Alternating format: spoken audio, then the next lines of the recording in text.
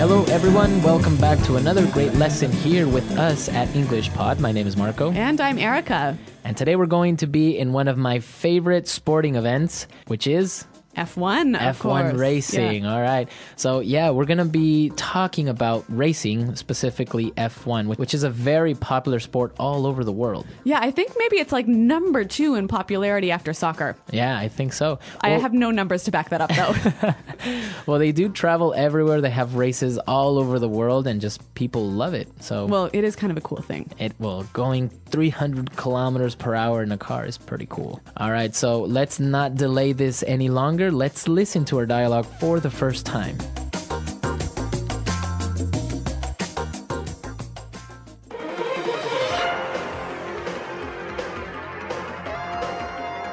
Welcome back, racing fans. My name is Rick Fields, and as always, I'm joined by my partner in crime, Bob Copeland.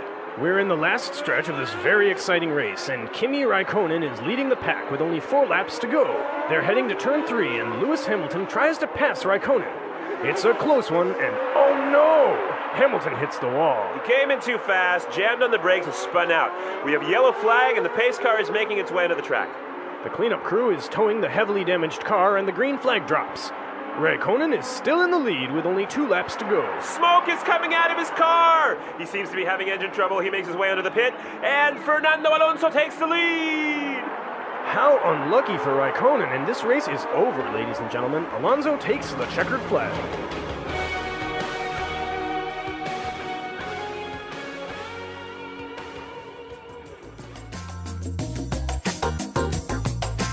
What an exciting race. I always love a good crash when it comes to car races. I think many people go to races expecting to see a crash. They don't want to see people getting hurt.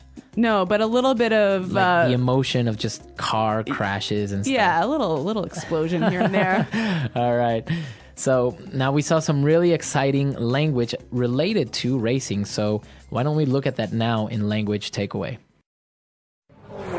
Language takeaway. All right, so we were talking about that crash, and I think what led to the crash was the driver jammed on the brakes. Right. He jammed on the brakes. To jam on the brakes. Okay. Now, if I jam on the brakes... You push the brakes really, really hard and really quickly and really suddenly. Right, so you jam on the brakes and you stop very quickly. So Lewis Hamilton jammed on the brakes and consequently spun out. To spin out. Okay, in the present, it would be spin out. Spin out. Okay, so imagine yourselves driving your car on a very wet road. And then you jam on the brakes. Right. So then the car, you kind of lose control of the car and it starts to spin. It goes in circles. That would be to spin out. This has actually happened to me more than once. Really? Yeah. Were you okay? Yeah, I was fine. Okay. So the car spun out. Now, in racing, you always see this really cool car come out and be ahead of everyone when there's an accident. Right. That's called the pace car. The pace car. Pace car. Now, why is it called the pace car? Because it sets the pace. Okay, the pace or the speed. So pace means speed. So this car comes out and no other car can pass it. Everyone must go at the same speed. Right, the pace car. Pace car. All right, so after there's an accident, the cleanup crew must come out. Okay, cleanup crew. Cleanup crew. All right, so crew, this is an interesting word. When we talk about a crew, we talk about a group of people who work together.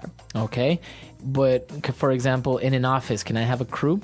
Not really. Not commonly, right? Yeah, it's people who work together and they use their hands to work. They do manual labor. Okay, so I can say, for example, a construction crew. That's right. Or maybe the ground crew at the airport. Okay, or the flight crew. Also at the airport. All right. Well, in the airplane. So that's a crew. So cleanup crew. Cleanup crew. Now, they came out to take that car away, that broken or damaged vehicle. So they were towing it. Tow.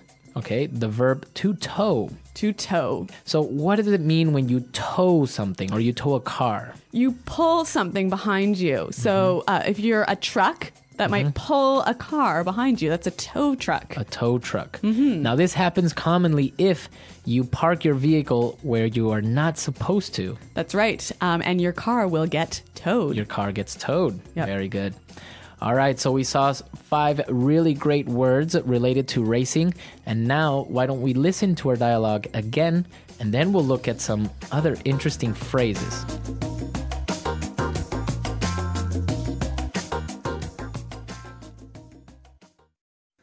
Welcome back, race fans. My name is Rick Fields, and as always, I'm joined by my partner in crime, Bob Copeland.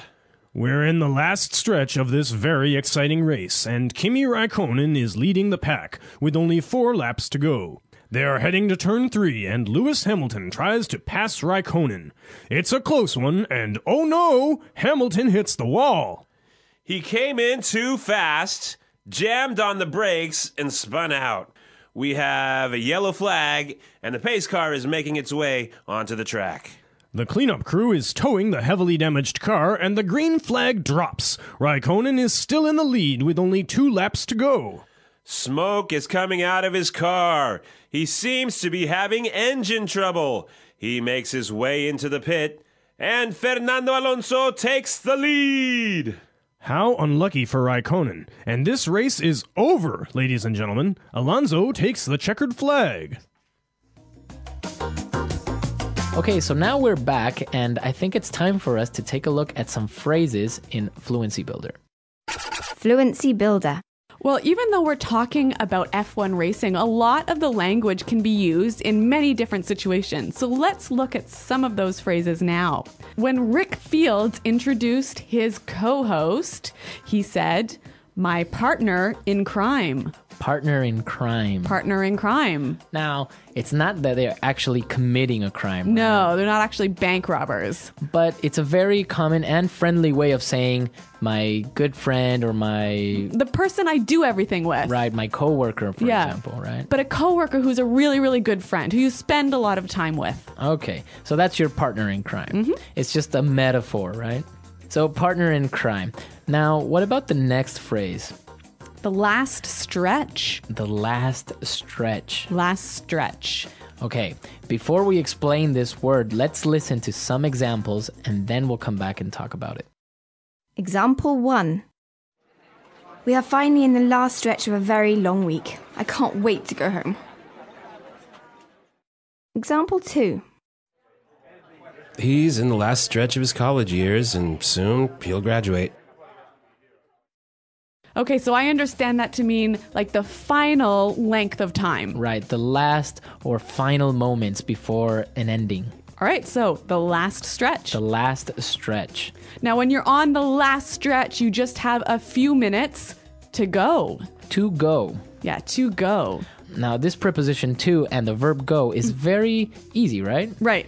But if you say 5 minutes to go, what does that mean? 5 minutes left. Left. Yep. It doesn't mean it's 5 minutes to actually leave, right? Right. No, it means you must complete 5 minutes before you can be finished. Okay. So it's not about exiting. Right. I have 5 days to go before I go on vacation. So it's not about you actually going on the vacation. It's about you passing those 5 days. Uh-huh. Can you give us another example? How about we have 45 minutes to go before the end of the day? That's right. So, to go, left. Exactly, to go. All right, now let's take a look at our last phrase. Close one. A close one. A close one. All right, another interesting phrase made up of simple words. So let's listen to some examples to help us understand it. Example 1. That was a close one. The teacher almost caught me cheating. Example 2. It's a close one. We are tied and the game is almost over. Example 3.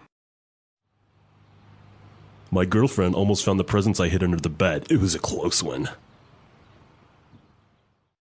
Okay, so a close one, it means... A situation that is almost dangerous, but wasn't. But wasn't. Yeah. Exactly. That was a close one. Mm-hmm. Okay. So very good phrases. I think we can take a lot from this and apply it outside of F1, right? Yeah. All right, so let's listen to the dialogue for the last time, and then we'll come back and talk about this great sport.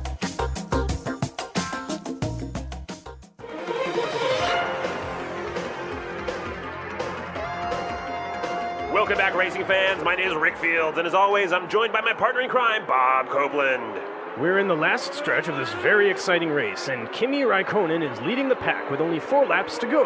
They're heading to turn 3, and Lewis Hamilton tries to pass Raikkonen. It's a close one, and oh no! Hamilton hits the wall. He came in too fast, jammed on the brakes, and spun out. We have a yellow flag, and the pace car is making its way onto the track. The cleanup crew is towing the heavily damaged car, and the green flag drops.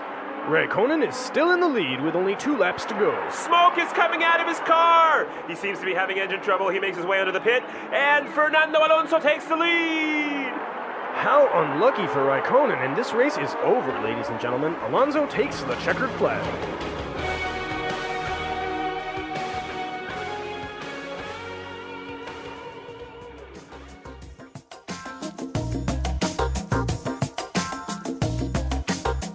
All right, so F1 racing, Erica, do you like it? Do you watch it? Yeah, F1's pretty neat. Cars that drive fast, that's pretty interesting. Well, for some people it isn't, right? Like, why do I want to go to a race and just see fast cars? Okay, I would never go to a race, but I think I would maybe watch the highlights on TV. Well, actually, this year it's really exciting because, again, we're going to have a night race. I think it's in Malaysia or somewhere in Asia that they're going to race at night. Oh, so that's pretty special, huh? Well, it's like harder to see and you're going really fast. All right. Imagine. All right. So I hear you're going to the F1 this year. Yes, this year I'm going to go to the Shanghai circuit to watch the F1 race. So I'm really excited about that. I haven't ever been to one, so it should be fun. All right. Well, I hope you get to see some interesting things like car crashes and pace cars. Yeah. What about you guys, our listeners? Are you fans of F1? Have you ever been to an F1 race? Exactly. Send us your questions and comments and also your stories. I think we have listeners from all over the world. We have a lot of listeners in Brazil, and I know that there is a Grand Prix there. So tell us, how did it go? Do you like it? You can visit us at EnglishPod.com, where Marco and I are around to answer your questions. All right. Any Canadian race car drivers? Yeah, there was one recently. Something. All right. Maybe our users know which one is the Canadian. So we'll see you guys there. Thanks for listening. Bye. Bye.